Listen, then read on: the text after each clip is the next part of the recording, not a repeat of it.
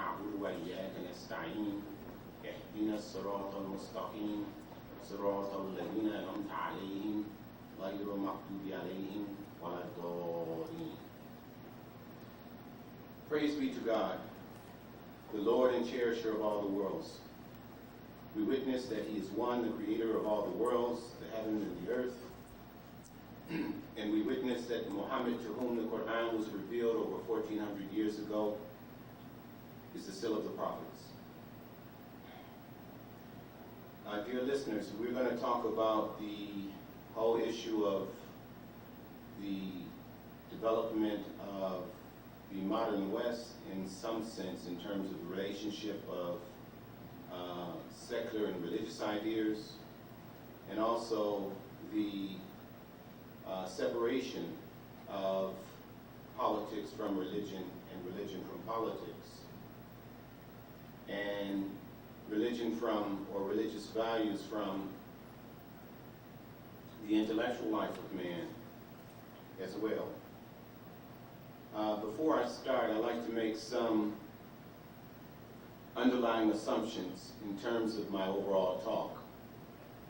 God is one, religion is one, mankind is one.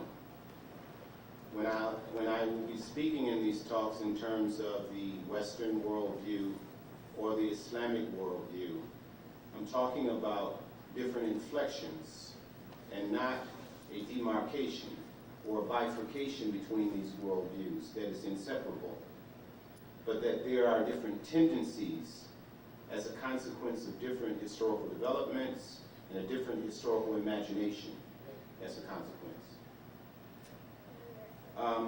I'd like to begin with a quote from Guy Eden. This concept or principle is usually attributed, or as the originator of this concept or principle is usually attributed to the French philosopher Foucault, and it goes like this. This is a quote of Guy Eden, though.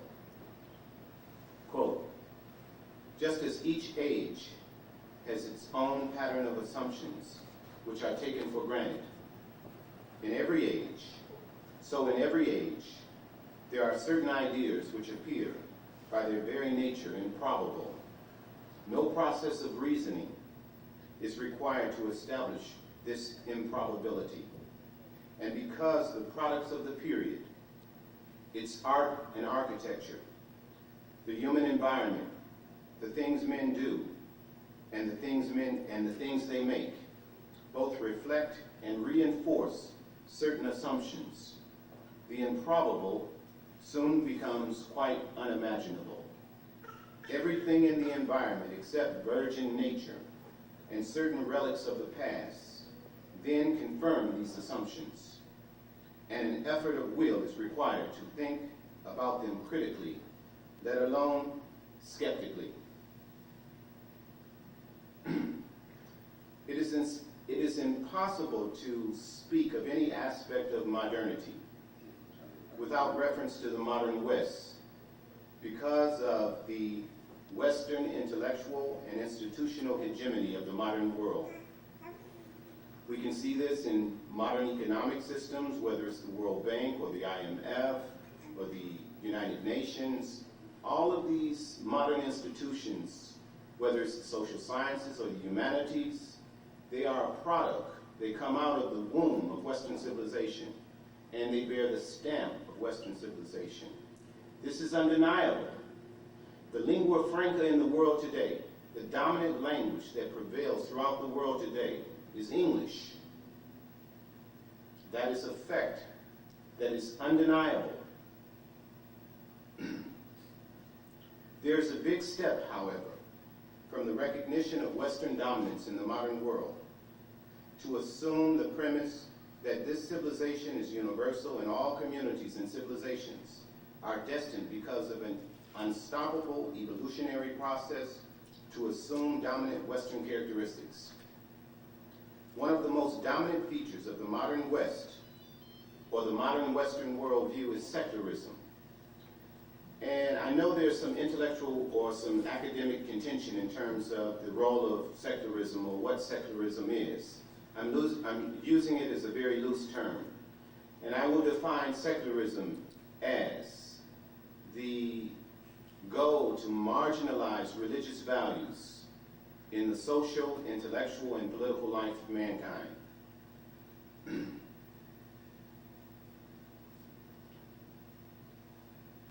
It is assumed to be one of the most dominant features of the modern Western worldview is secularism. It is assumed to be universal in character and modern.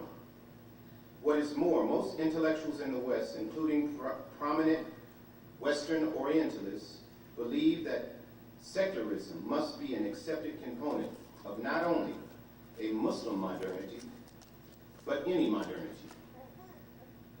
W.M. Watt points out in his chapter, Towards the Future, that, quote, although the emerging world culture will be dominated by secular aspects of the Western intellectual outlook, it still remains open for the adherents of the world religions to complement this by something of their own religious culture. The secular Western outlook is a framework within which they have to operate. But within that framework, there is an opportunity for them to express their own experience of life, unquote. This not only reflects a pervasive position within the West, but has influenced areas outside the West as well. Embedded in the description of this emerging world culture is a definition of religion that is Western in origin and marginal as opposed to central as to its role in constructing any future modernity. It also assumes that the existing cultures and communities, quote, have to operate, unquote, within the analytical framework of Western thought. The assumed unstoppable evolutionary progression toward a Western secular modernity should be seriously questioned. As Ahmed notes, quote, today nobody can claim that after a certain stage of industrialization and modernization, Muslim masses as a whole will adopt Western styles of thought and life, due to the reality that Islam is considered as an alternative Welton Sha'un worldview to the Western philosophical political tradition, rather than from the perspective of the, quote, ideological intransigence of Islam vis-a-vis the Western world today, unquote, Chrome and Hens, because Muslims might equally be accused, might equally well accuse the West of, quote, ideological intransigence, unquote.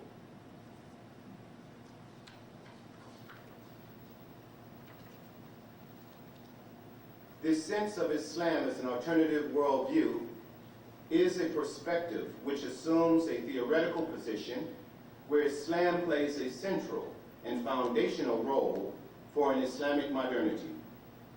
It also recognizes the comprehensive nature of Islam as a religious system, as opposed to other religious systems that could live with a marginalized role in social and political life. Our frame of reference has a great deal to do with the way we perceive the world, the culture to which we belong, the language we speak, the histories we participate in, and how others perceive us. We interact with the world in which we live with basic assumptions, which are both asserted and assumed and never asserted.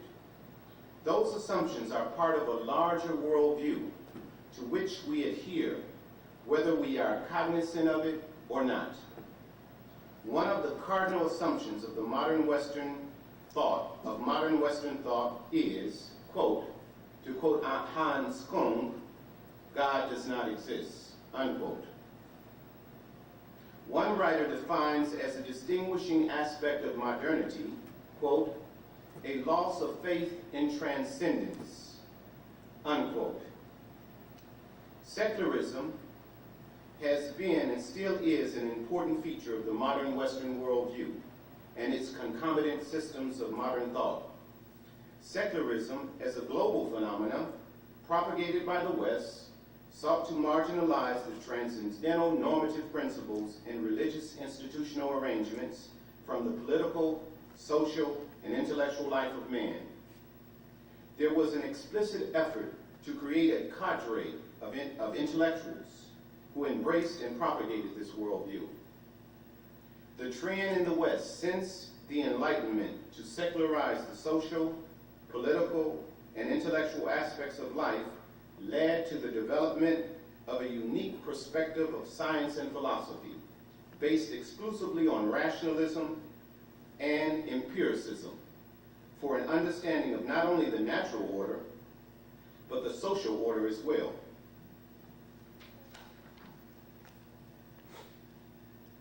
Tarnas, in his chapter on the foundation of the modern world, notes how the West arrived at this intellectual point of departure. Quote, in the area of religious or metaphysical overviews, the two bases of modern epistemology, rationalism and empiricism, eventually produce their inherent metaphysical entailments, while modern rationalism suggested and eventually affirmed and based itself upon the conception of man as the highest or ultimate intelligence. Modern empiricism did the same for the conception of the material world as the essential or only reality. That is to say, secular humanism and scientific materialism, respectively, unquote. This assumed intellectual point of departure was articulated recently by the noted physicist Stephen Hawking. He asserts, quote, what is not measurable by physicists does not exist in reality, unquote. Thus, rational man becomes the criteria of what is reality, and that reality is exclusively material.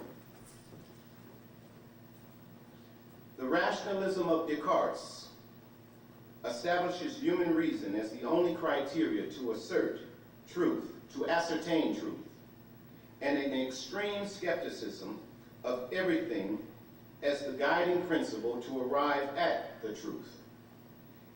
It resulted in a dualism between the mind and the world, the mind and the body, the mind conscious of its existence, but uncertain whether the world exists as the mind perceives it. This eventually aided the development of relativism, meaning all creeds, all perspectives are equally acceptable. Secularism is seen as an inappropriate conceptual and existential feature of any Islamic modernity. Tawheed is seen as a more appropriate paradigm for dealing with the challenge of contemporary history and for confronting the Muslim intellectual legacy. It is an effort to sketch out an appropriate approach to modernity. Muslim intellectuals are developing strategies to create a continuity with the past in order to create an authentically structured future. Westernization and secularization have made tremendous inroads into Muslim society. Attitude towards this phenomena in the Muslim world have varied in the various periods of this process, from inattention to active advocates. There is awareness today among Muslim intellectuals that there is an urgent need to develop Islamic theoretical and institutional frameworks for integration on an Islamic basis. The contemporary phase of Islamic resurgence is not just an effort to establish an Islamic state or to reestablish the Sharia within Muslim society, but an awareness and a desire to confront a theoretical, philosophical, political, economic, and powerful institutional orienting enterprise. This enterprise is embedded within a particular civilizational matrix which has created the distinguishing features of the particular models of modernity in which we live, such as the modern nation state, and the root metaphors and configuration of the disciplinary matrix within which modern social sciences and humanities operate, and how these act and interact with the social reality.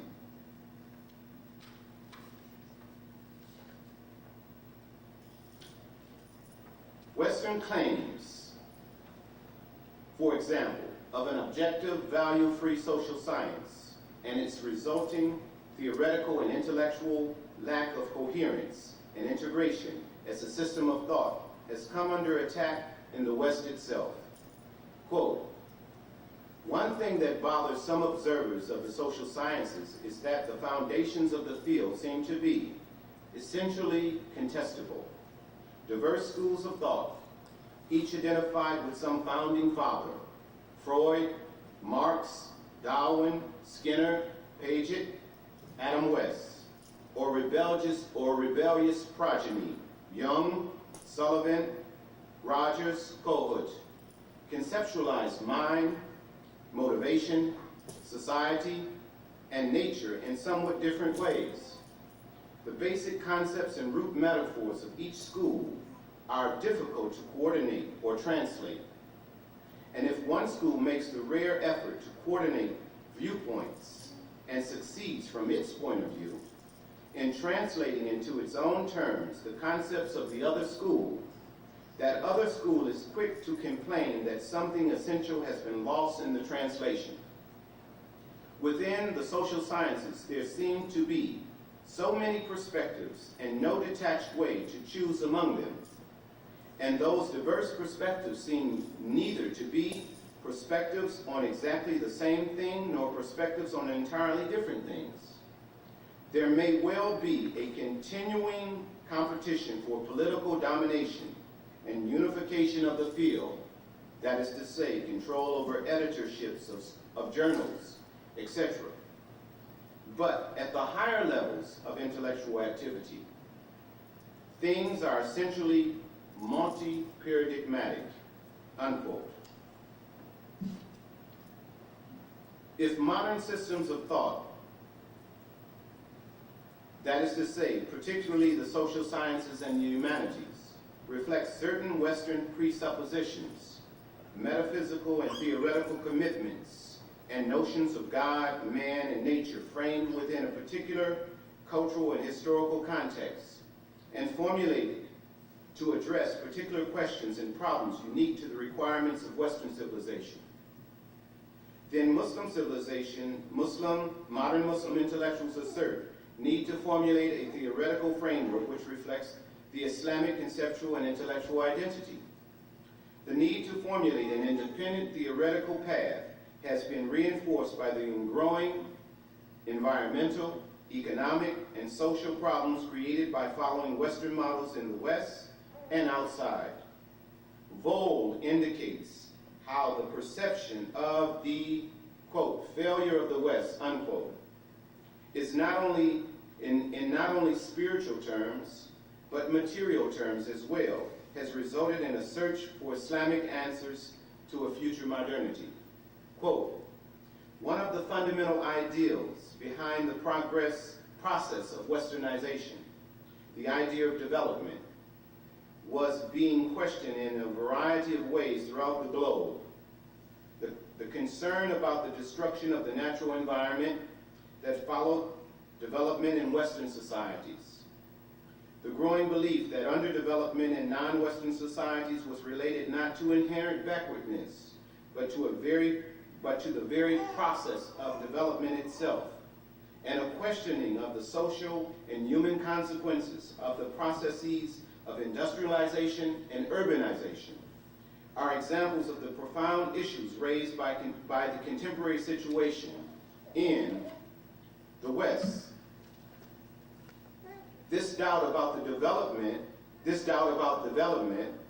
has become a dimension in the question of whether or not the West can survive modernity. Thus, instead of having to accept the basic analytical framework of Western thought as the definition of the ground rules for dialogue, The failure of the West makes it possible to disagree with even the basic conceptual framework, unquote. Hence, there has been a transformation of consciousness with respect to Western thought among third world intellectuals. Quote, the evolution of the early questions which Albert Harani suggested as basic involved the change from, quote, can a devout Muslim be modern, to Abdul's issue of whether or not a modern person could still be Muslim. In both cases, there is an assumption that the West provides the most effective model of the modern. However, in the second half of the 20th century, this assumption is being seriously challenged both within the West and in areas such as the Muslim world. In many ways, one of the basic questions now is whether or not any Western model is effective for survival in the modern world. An important conceptual element in the Islamic resurgence of recent years is the realization that it is a legitimate question to ask. Can the West survive in the modern world? Unquote. This critical perception of Western civilization and its concomitant systems of thought has resulted in a transformation of consciousness among a number of intellectuals. Vold indicates 3 conceptual benefits of this intellectual movement to establish authentic Islamic concepts on the basis for a future modernity.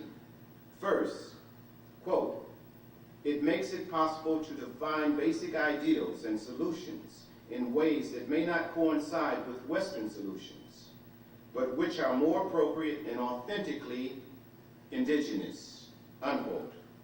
Second, this conceptual framework liberates Muslim intellectual discourse. Quote, it makes it possible to judge the progress toward these goals by standards other than those set by Western ethnocentric observers, unquote. And third, it, quote, frees Muslim thinkers from the domination of certain specifically Western concepts involved in interpreting modernity, unquote. This new conceptual framework to interpret modernity in authentically Islamic terms has started a debate within the universal Muslim community. A debate regarding whether science and technology, as the West has introduced it to the global community, can be separated from the Western civilizational matrix, which shaped its modern history and metaphysical, theoretical, and intellectual commitments. There is also the realization that the notion of a value-free social science advocated in the West is not only undesirable, but also impossible. Rather, a social or human science which inherently presupposes certain Islamic values, for example, an explicit conception of man and society, and stresses the principle of holism, or tawheed, is more appropriate. It has liberated Muslims from Western ethnocentric concepts and notions such as secularism as necessary for continuing a conceptual basis for any future modernity. Thus, the affirmation of an authentically Islamic conceptual framework is no longer seen as a reactionary response to modern problems. This paradigm shift makes it possible to differentiate between Western and modern, thereby facilitating the development of a truly Islamic modernity. Muslim intellectuals are rethinking the basic theoretical framework of modern thought in this new phase of Islamic resurgence. Unlike Islamic modernists such as Abdul and Rashid Rida, who accepted, quote, the basic analytical framework of Western thought as the definition of the ground rules for a dialogue, unquote, with the West. In this particular phase of Islamic resurgence, Muslim intellectuals are constructing an Islamic conceptual framework which reconceptualizes basic Islamic concepts, conceptualizes new Islamic concepts, and reaffirms existing Islamic concepts which continue to remain relevant to the contemporary situation. The historical experience of Europe's relation with the role of religion in society reflects aspects of the Western worldview. In Europe, The religious establishment, that is to say the church, was institutionalized into a rigidly hierarchical structure and wield real power in the temporal realm in European society through its control of learning and land. The church owned vast tracts of land. Most of the population could not read in Europe, and learning was highly controlled through the church itself, to the point where sections of the Bible were dictated on what sections of the Bible could be read at certain times and what sections of the Bible could not be read at certain times. The European Renaissance represented a movement to liberate ideas and capital from the control of the church. Moreover, in the West, since the Enlightenment, the trend in Europe, quote, has been to secularize the social and political life of man, and this led Marx to conceive of the end of history. The end was not, however, to usher in an afterlife, but a perfect life on earth, unquote. This view of man in history became possible because of an ideological and political dogma, communism, and proved to be extremely oppressive in a social matrix, the Soviet Union and China. Michael Gillinson has described the general ethos of this period well. Quote, one of the cliches of the 18th century Enlightenment and its 19th century successors was that the mystifying and irrational forces of religion had to be swept from the minds of human beings if they were to enter the age of reason and science, and increasingly technology. Religion, it was held, might have dominated an earlier stage of history or characterized a phase in the development of society, but it had to give way to new forms of association and social relations, unquote. Thus, when we think of religion in the West, a number of ideas come to mind that reflect our understanding of religion. We often assume, when we look at other conceptions of religion in other civilizations, that religion means the same for them as it does for us. Bernard Lewis indicates this propensity of mind. I disagree with Bernard Lewis on a lot of issues, but this is one I tend to agree with him with. When we in the Western world, nurtured in the Western tradition, and I might add, I am in the Western world, and I have been nurtured in the Western tradition. When we in the Western world, nurtured in the Western tradition, use the words Islam and Islamic, we tend to make a natural error and assume that the words, that religion means the same for Muslims as it has meant in the West. This is to say a section or compartment of life reserved for certain matters, and separable, or at least separable from other compartments of life designed to hold other matters. That is not so in the Islamic world.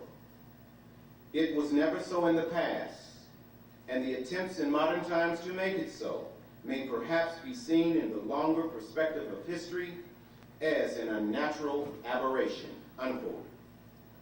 Religion in Islam is a comprehensive system pertaining to all aspects of life. That is to say, the internal and external life, the private and the social constitutes parts of a whole system. Islam is more concerned with ethical behavior and the principle of justice than abstract notions of good and bad. The role and idea of religion in Muslim society differed from that of European society. The global Muslim community is a community divided on a multiplicity of levels because of at least two worldviews competing with each other within this community. Secularism has been and still is an important feature of the modern Western worldview and its concomitant systems of modern thought. Secularism as a global phenomenon propagated by the West sought to marginalize the transcendental normative principles and religious institutional arrangements from the political, social, and intellectual life of man. Secularism in Islam can be defined as the acceptance of laws and other social and political institutions and systems of thought or thought orientations without reference to God and what God wants. The role of religion and politics in Islam has actually complemented and reinforced each other throughout Islamic history. Muslim religious personalities usually had only the ability to influence a Muslim ruler's decisions. There was no church or ecclesiastical hierarchy in the formative period.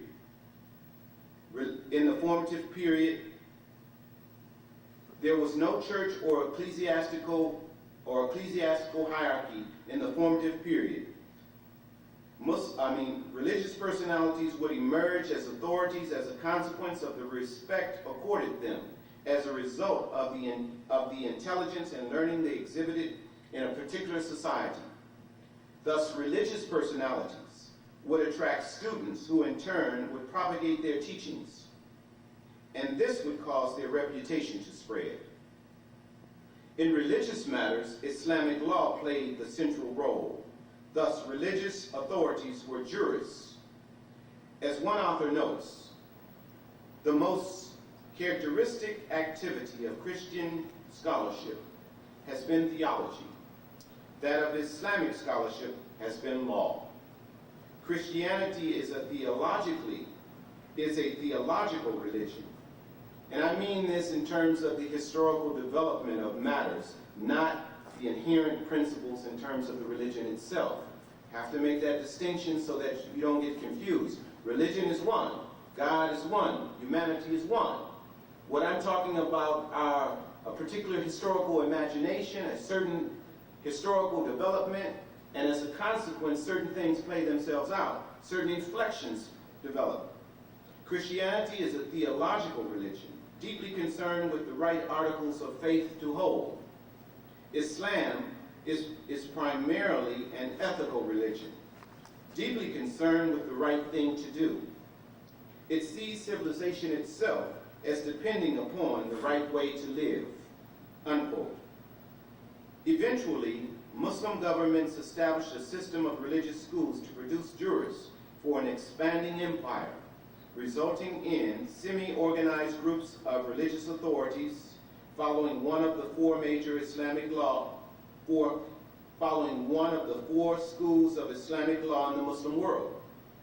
These authorities still did not represent a formal institutionalized group of people who could determine religious issues for the Muslim community. The idea of consensus, custom, and convention played that role in the Muslim community, and Islamic law and historical circumstances provided procedures and precedents for Muslim rulers to exercise authority almost free of the influence of religious authorities, especially regarding external and fiscal matters. Often, religious authorities actually legitimized a Muslim ruler's decisions. Sometimes they would dissent, but with grave consequences. Any jurist who cast doubt on the legitimacy of the ruler did so at his own risk. Thus, the jurist Malik was tortured under al-Mansur. Abu Hanifa was persecuted for refusing state employment, and Ibn Taymiyyah died in prison. These were all religious authorities in Islamic histories at different phases of its development. Prominent is religious authorities. It was the prince who wield the real power in the temporal realm throughout Islamic history, and never the religious authorities. There were certain limits laid down in Islamic law that no Muslim ruler could violate openly, and there were times jurists could hold Muslim rulers responsible as well. It was a delicate balance of power. Today, the so-called fundamentalists are actually lay Muslims who see the religious authorities employed by the state say in Egypt or Algeria, for instance, as legitimizers of state power, and not as representatives of a religious hierarchy, or even as the conscience of the community, who must or even ought to be obeyed. This very weakness of the absence of an organized system of religious authority is a strength in itself, because it's almost impossible to marginalize religion to the periphery of Muslim society. The 19th century reform movement, a divided society. The Islamic reform movement in the later half of the 19th century failed to really develop a viable program to reform the traditional religious institutions, especially education, to meet the new challenges confronting the Muslim world from Europe. And the fear and intransigence among the conservative elements within the traditional system who resisted any attempts to reform the system, even in the face of clear military defeats. One episode in Ottoman history should demonstrate this point. The Ottoman Empire ruled most of the Muslim world from about the 14th century till about up until the World War I. It grew in power and then it declined in power, and eventually the Europeans came in after World War I and colonized all of these lands. After a devastating defeat to Russia, in which the Ottoman naval fleet in the Mediterranean was destroyed, and Russia captured the Ottoman territories of Romania and Crimea on the Black Sea, this defeat demonstrated the technological edge Europe had gained, and military reforms were imperative if the empire was to survive. Selim III, 1788 through 1807, called for a council to study the matter and give their recommendation. A number of reports were issued by the council studying the matter. There are three positions that emerge from the group. Unquote. A, the traditional military institutions and orders should be restored to their original forms. Let's go back to the past, in other words. B, modern methods should be introduced under the pretext of restoring them to their original forms in order to avoid entanglement with the Sharia, meaning the traditional elements. Let's put on the facade as if something is happening, that we're going to create a new Islamic institution, but in fact, we're going to just adopt the Western model and institute it and shove it down your throat. C, the traditional institutions and methods are beyond remedy and therefore should be abolished altogether. We see that in the establishment of Ataturk in modern Turkey.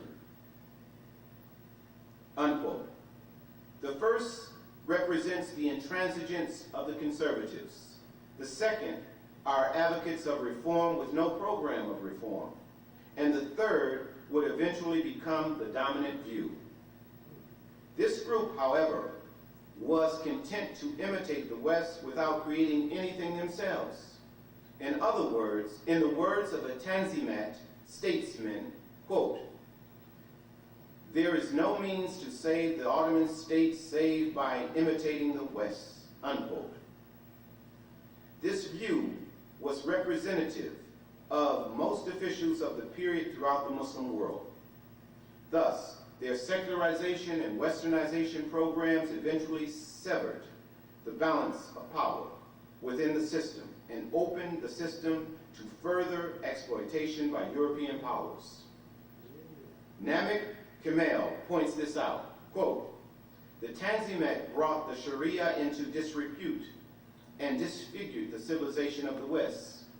It thus put the destinies of the Muslims at the mercy of two unreliable powers, a government unchecked by Sharia and foreign powers unlimited in their claims to interfere under the guise of westernizing Muslims.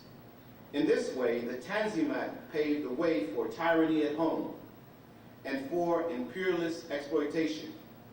His prediction came true at home under the reign of the Ottoman Sultan Abdul Hamid, 1876 to 1909. and the subsequent actions of the West proved his other prediction, unquote.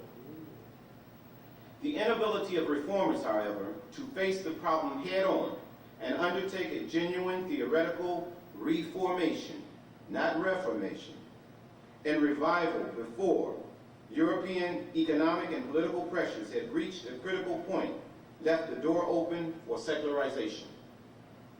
This resulted in a duplicitous policy of reform and the eventual bifurcation of Muslim society, separated along modern secular and traditional religious lines.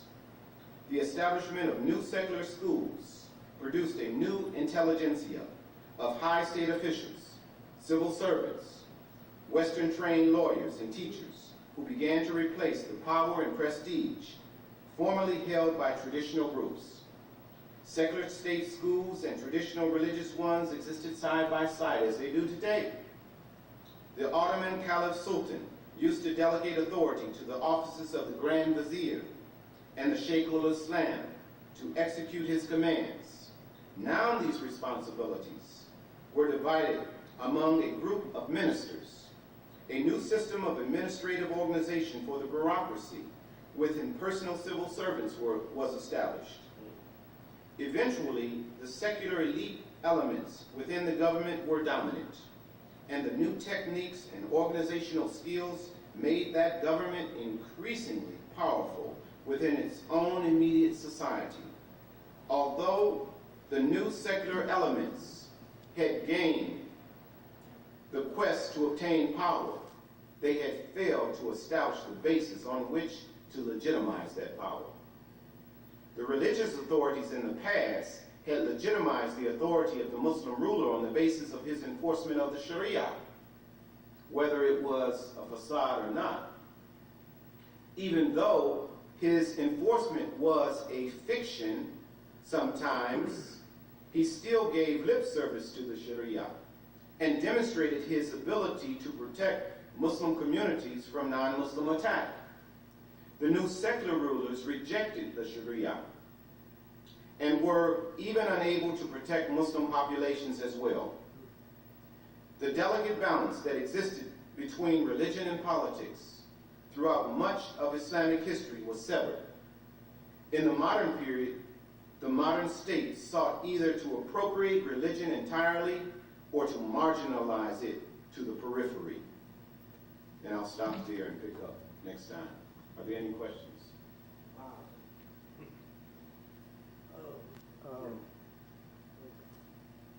Yes. On the, you're running the relationship of the Christian and Muslim. Yes. But the Jews don't mix in there at all. How come? Because Jewish society did not really establish itself in terms of the temporal sphere. It was never able to really establish itself until the establishment of the State of Israel.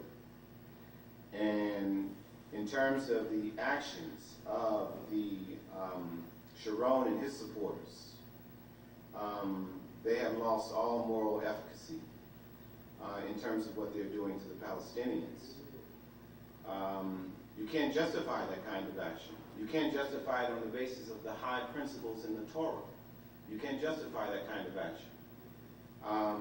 So there is a disconnect between the high principles of the Torah and what Sharon and his supporters are doing. My question was, and you made me think of another point as well. When we discuss secularism, and when the church had almost complete control over a person's life, and when the secular way came in, yes, one of the most important aspects of what the Jews did was shoulder the financial thing. In other words, for example, the Catholic community, it was against the law to loan another Catholic money with interest. Mm-hmm. So in studying the English civil law, Civil War, etc., when the bankers came into fruition, was a period when the secular way came in. And Yes. one of the things that ushered that in was that the Catholics thought it was sacrilegious to loan another Catholic money with interest. Yes. So what happened was they grew strong, actually. They financed many of the civil wars in European society, and they didn't participate as such. We are non-participants. Yes. But in reality, because of the dynamics, it was ideal for them to gain strength in the financial area. Next point is that when we discuss secularism, although the definition is accurate, but it often evaporates for this reason. When we study so-called religious sort of positions, that all of the secularist thinking individuals view all the religions the same. Mm-hmm. That's the first point. Yeah. Second point is that they view all religions the same, and when they look back historically, oftentimes when we as Muslims present this point of secularism and its limitations from an idealistical standpoint, or from an Islamic standpoint, we don't have time to make a historical perspective. Mm-hmm. And because of that, the studying the church, in fact, when the church was at its peak, it was most intolerant. Mm-hmm. When the Muslims were at its peak, it was the most tolerant. Well, So- I wouldn't say that. Well, I say the most tolerant in regards to other religions, more Well, complete. the thing that I was trying to get you to see is that there was a different kind of historical development. You see, in the development of European society, the church had real power. Right, to right, influence. exactly, yes. Within the development of Islamic society, religious personalities had marginal power. The state had real power. The prince, you see, you had these dynastic entities who wield real power to the point that if a religious personality came out and conflicted with state policy, he did that at his own detriment. Right. You see, the Crusades were led by the church, where they galvanized these large, masses of people and got them, fired up and sent them to the Holy Land to recapture them. That was the church, not the state. Yeah, I know, but So you have to see the differentiation in terms of real power that was held. right, that's true. You're making a lot of points. Yeah, that's and true, but you what- have to pause for okay, me to let me- respond okay. to them, so that if I don't agree with them, that I have to indicate my agreement, because this is going to be Exactly. aired. Exactly, okay? right, sure. I mean, what I'm saying the Because point, let me say something about this whole question about the Jews coming in and all of this. What we have to understand was that there was always in all of these societies, there was always an underworld. There was always a world that operated underneath, the official world, so that, the whole question of the banking system, the lending system, all of this, a lot of this comes out of the Italian city-states. The Italian city-states in Florence, and Machiavelli talks about this, but it goes back before him.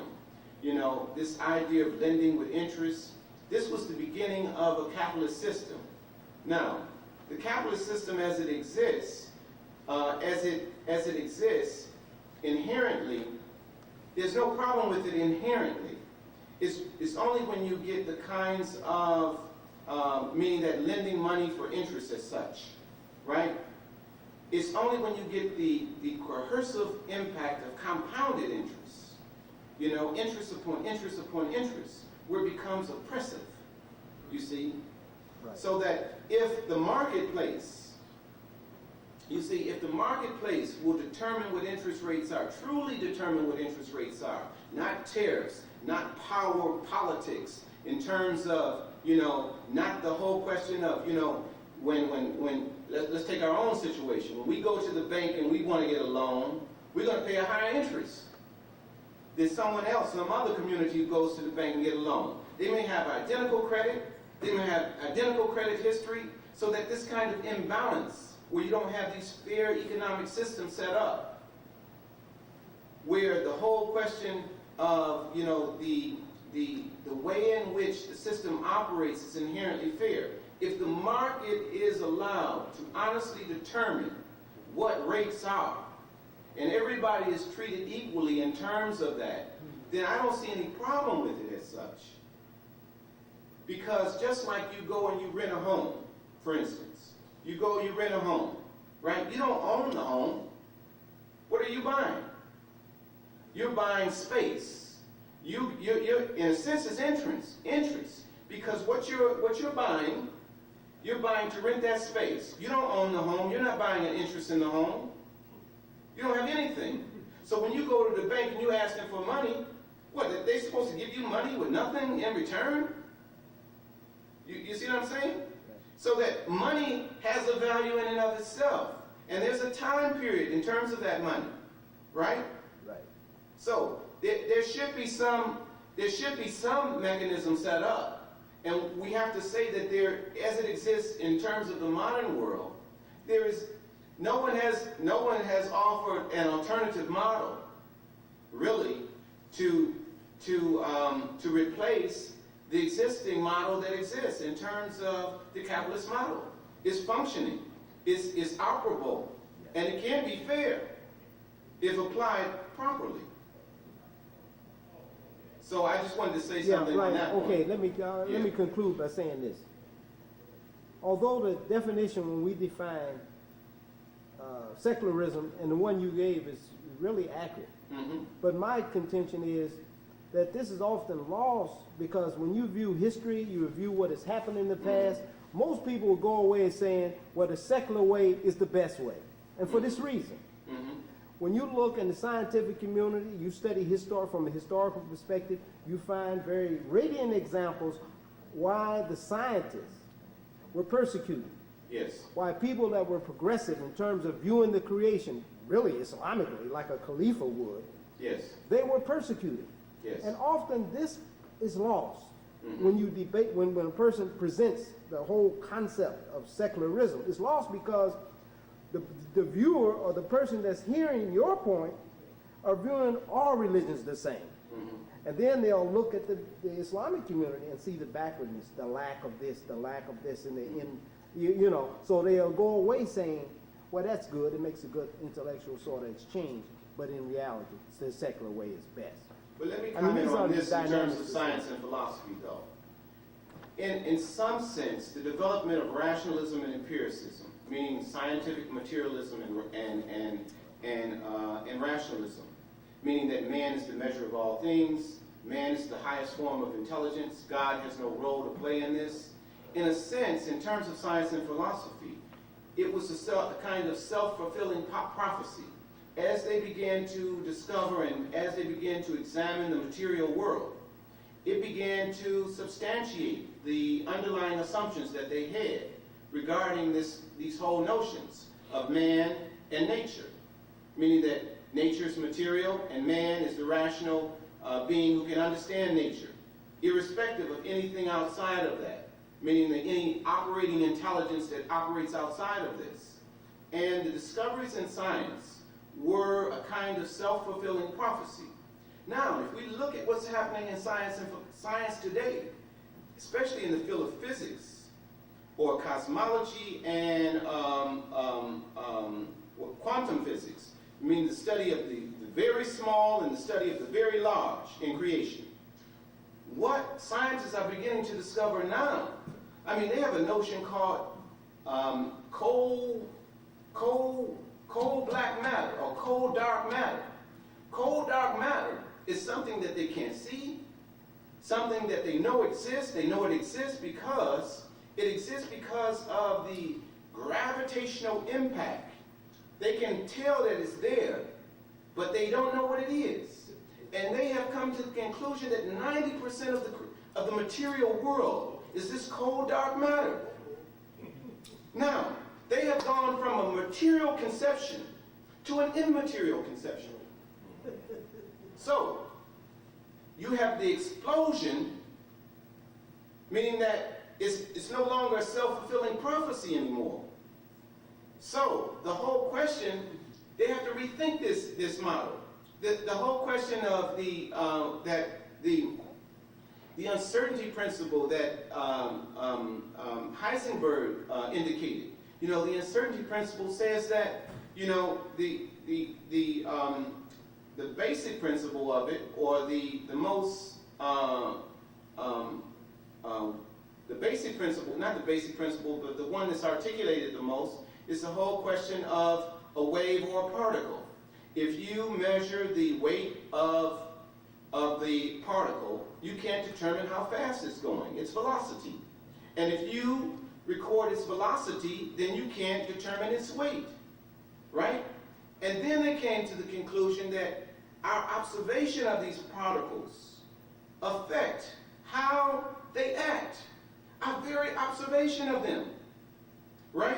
So it stands these principles, these philosophical these philosophical assumptions on their head, because the very small and the very large have led to an understanding, even the whole question of reductionism, that we have to get to the smallest particle, to the smallest particle, to the smallest particle. We're going to break this thing down until we get to the very smallest thing, and then we will have our conclusion. It was the atom. Then it went from the atom to the electron. Then it went from the electron, to the nucleus of the atom, and then there was electrons and what have you. And then they broke that down. They found bosons and leptons and neutrinos and what have you.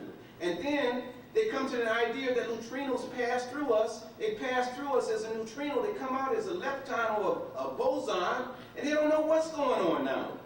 Yeah. So they come up with this theory called chaos theory, right? To explain this thing. String theory, that there are four elements in the universe, right? You have the nuclear strong force, the nuclear weak force, gravity, and electromagnetism. That these are the four major forces in nature.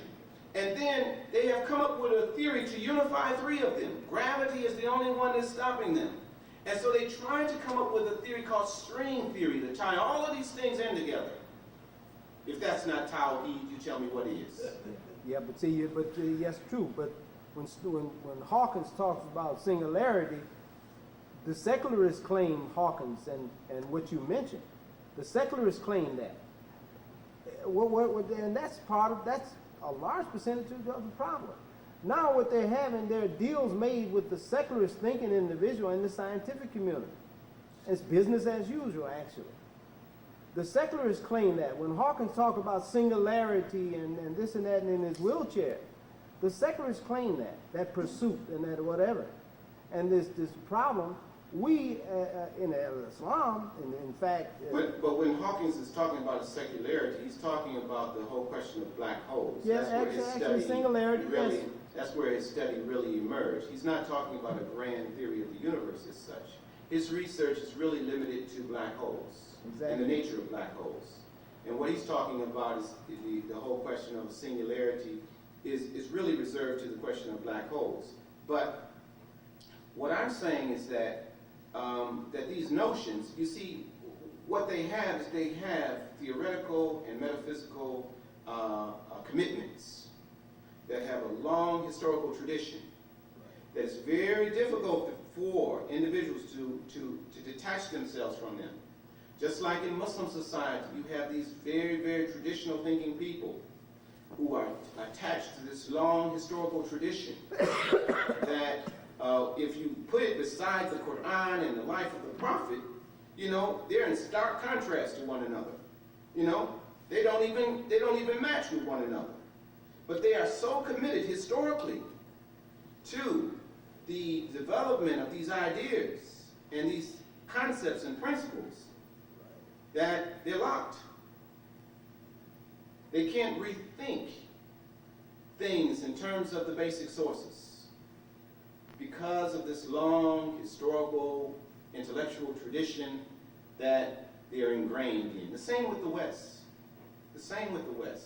I noted that in terms of the social sciences, that they're locked. Do you know that the notion that they have for examining a human being on what a human being is, what it's based upon is the study of rats and animals and, people who are mentally deranged and disturbed, who have psychosis and neurosis, and they